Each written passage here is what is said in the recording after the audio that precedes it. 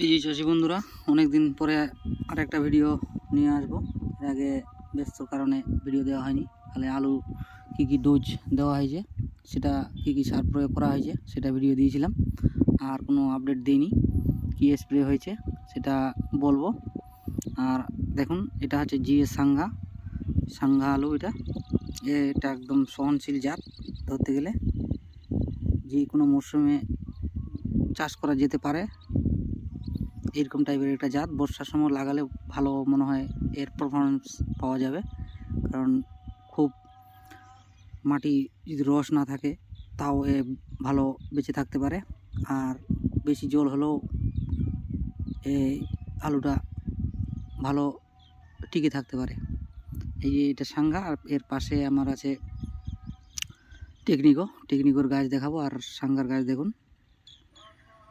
প্রায় আজ 45 দিন বয়স আলুর। আর সার কি প্রয়োগ করেছি এর আগের ভিডিওটা দেখবেন, তাহলে বুঝতে পারবেন কী সার প্রয়োগ করা হয়েছে। তো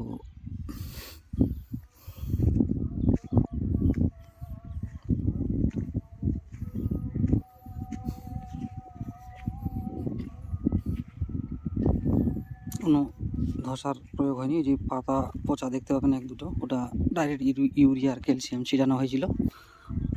কালকে জল দেওয়া হয়েছে, এই জল লেগে আছে এখনও। আর এই যে দেখুন টেকনিকোর গাছ একই সঙ্গে লাগানো। এর গাছ আর এর গাছ দেখুন, টেকনিকোর আর সাঙ্গা।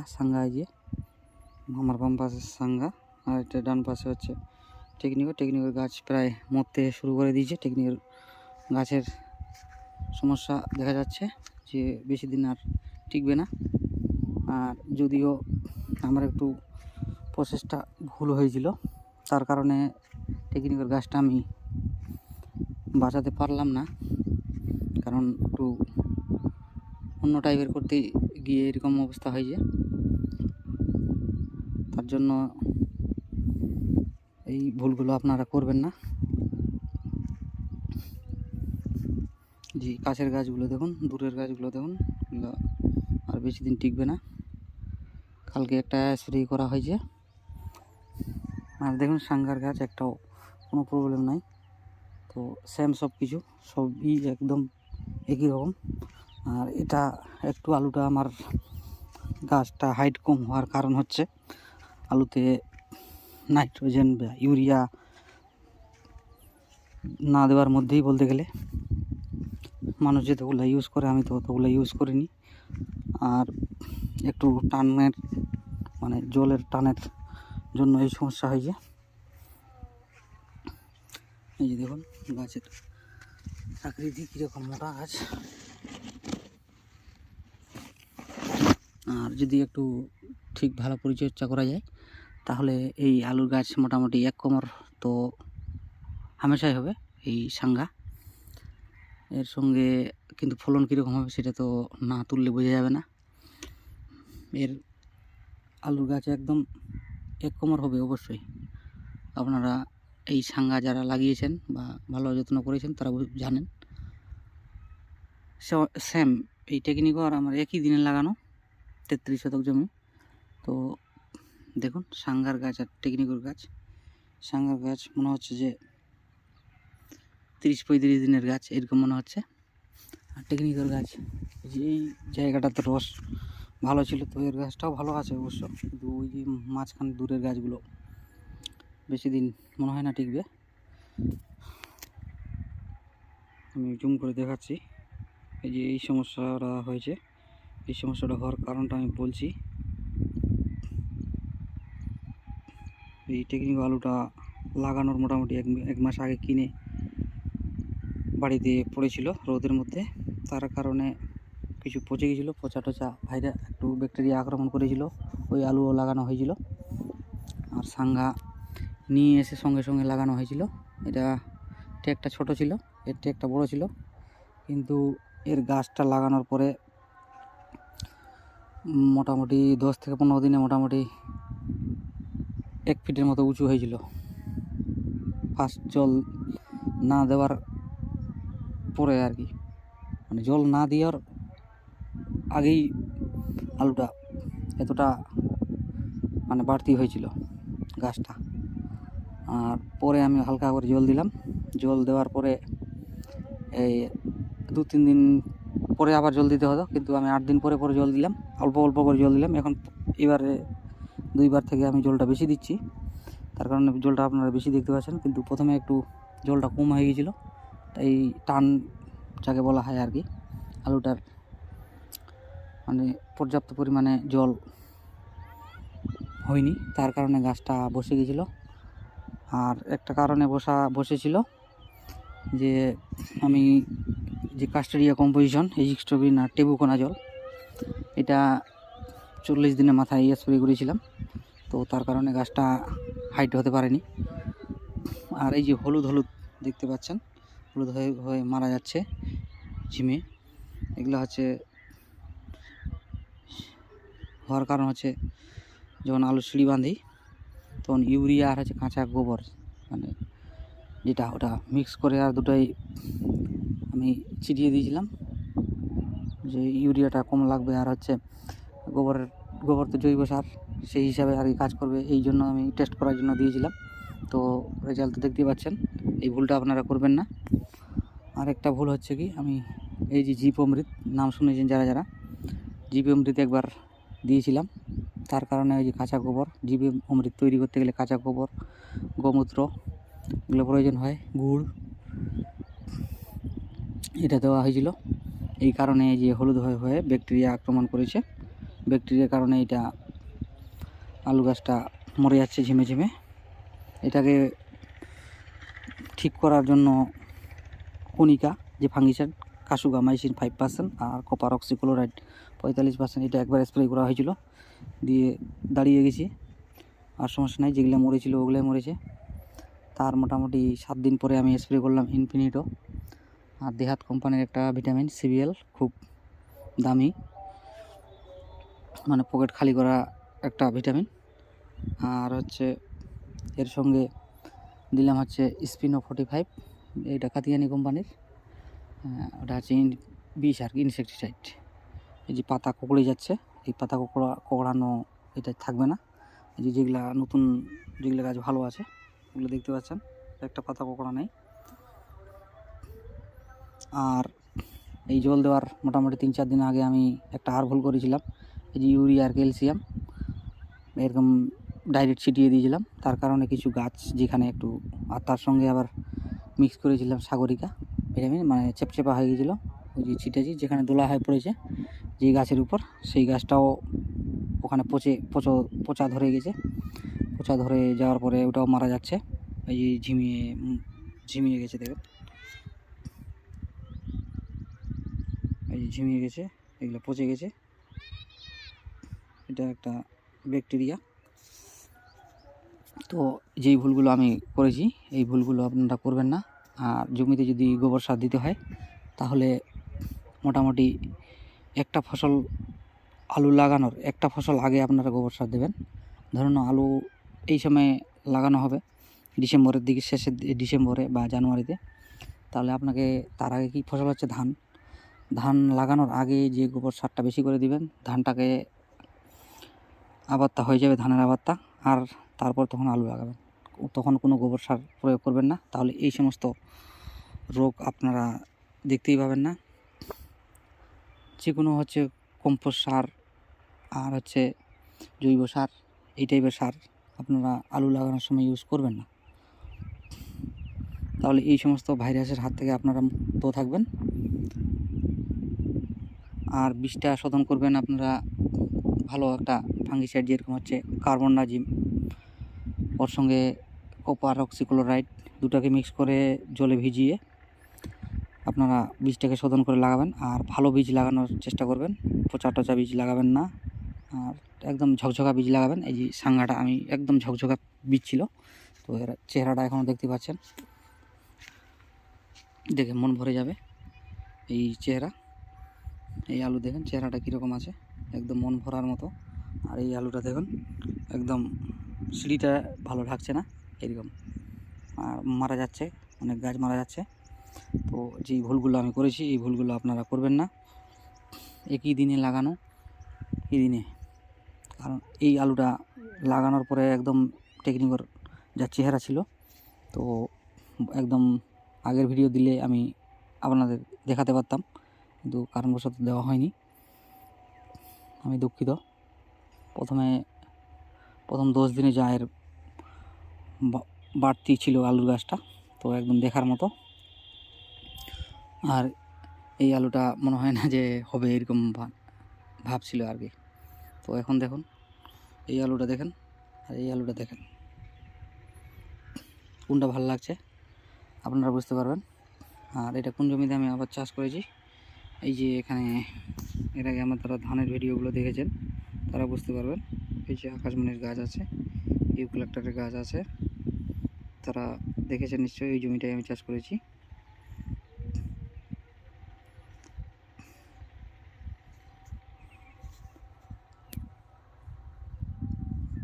এর গাছের এখনো কোনো সমস্যা নেই। এই যে ইউরিয়া পাতে পড়েছে, জ্বলে গেছে, এটার আগালে পড়েছে, জ্বলে গেছে, এই যে জ্বলে গেছে ইউরিয়ার কারণে।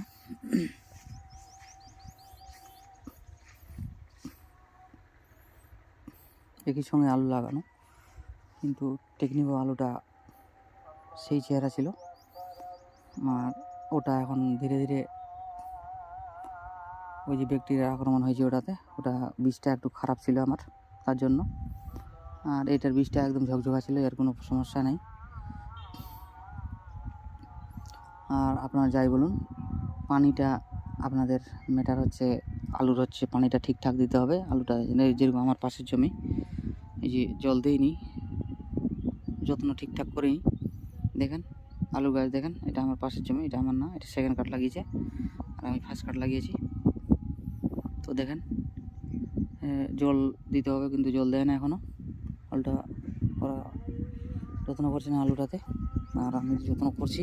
কিন্তু আলুর যে দাম কীরকম হবে, এখন তো আমাদের দিকে 700 টাকা 600 টাকা কুইন্টাল। আর টেকনিক্যাল আলু বেশিরভাগ দেখেন সমস্যা। তো জীবামৃত যদি আপনারা চালাতে চান তো ভালো রেজাল্ট হবে জীবামৃত চালালে, কিন্তু তার সঙ্গে আপনাদের ট্রাইকোডার্মা ভিরিডি মানে এগুলা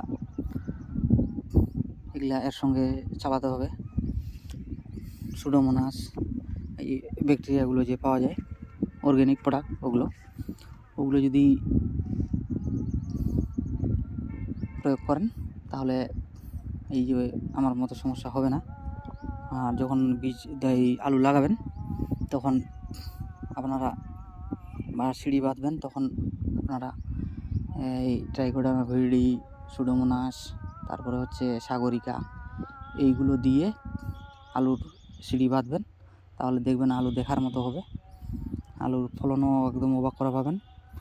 আর মোটামুটি 40-45 দিনে আপনারা আলুতে কাস্টোডিয়া যে ওষুধটা পাওয়া যায় বা ওই কম্পোজিশনের যে কোনো ব্র্যান্ডের আপনারা ইউজ করবেন, মানে ভালো কোম্পানির, খুব কম দামেরগুলো ইউজ করবেন না, নাহলে অত ভালো রেজাল্ট পাবেন না।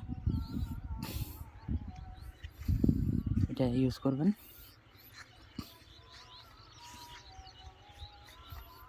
পুরো ফাঙ্গাস ধরে গেছে, ব্যাকটেরিয়া ধরে গেছে, ঝিমিয়ে ঝিমিয়ে মারা যাচ্ছে গাছগুলো।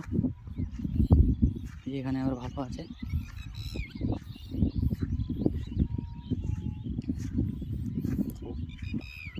এই দেখেন অনেক গাছ ফাঙ্গাসে, আলুর ফলনটা অনেকটা ভালো হবে না, কারণ গাছটা ঝিমিয়ে ঝিমিয়ে মারা যাচ্ছে। আর ইউরিয়াটা এইরকম অবস্থায় ইউরিয়া দেবেন না, ইউরিয়া দিলে আরও ক্ষতি হবে গাছের।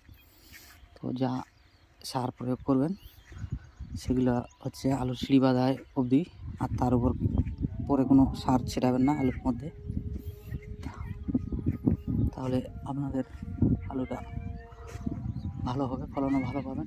আর এরকম আমার মতো সমস্যার হাত থেকে দূরে থাকবেন, এরকম সমস্যা হবে না, কোনো সমস্যাই হবে না।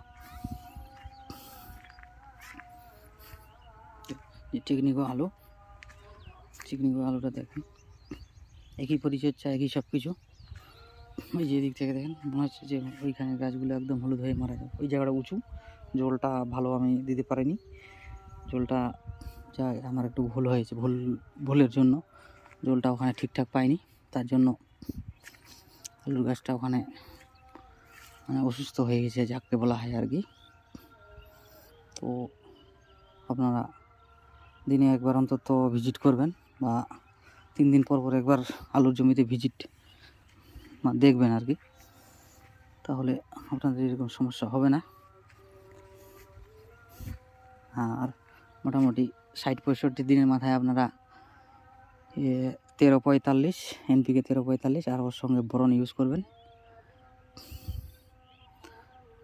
তাহলে একদম ফলন দারুণ, একদম বাম্পার ফলন পাবেন।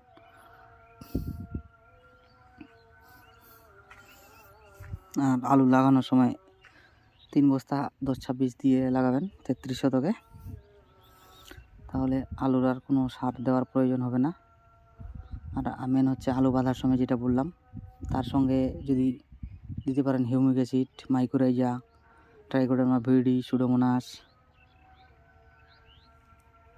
আর সাগরিকা বা ওই টাইপের, যদি জৈব টাইপের ওই টাইপের যদি দেন তাহলে কোনো সমস্যাই হবে না। আর দেখবেন ফলন দারুণ হয়েছে, গাছও আপনাদের আলুর গাছও সেই দারুণ হবে, কোনো ঘাটতি হবে না। দেখবেন 33 শতকে আপনাদের 120 বস্তা 100 বস্তা এরকম আলু হবে।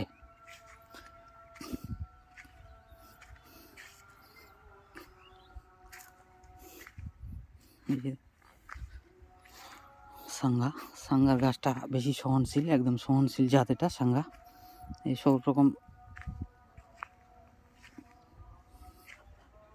সব রকম ওয়েদারে টিকে থাকে। কড়া রোদের কারণে ওইটা বেশি গাছটা মরে যাচ্ছে মনে হচ্ছে, কিন্তু এটা কড়া রোদ হলেও যেরকম ওরকম এটা খুব সহজে গাছটা বসছে না, একদম ডগডগা ভাবটাই থাকছে। কিন্তু টেকনিকটা পাতা ঝামড়ে যাচ্ছে, এটা ঝামড়াবে না কড়া রোদেও। এর জল বেশি হলেও এটা সহজে হচ্ছে না, কোকড়া হচ্ছে না গাছটা। ওটা গাছটা একটু জল 19-20 যদি বেশি হয়ে যায় জল, তাহলে কোকড়া হয়ে যাবে।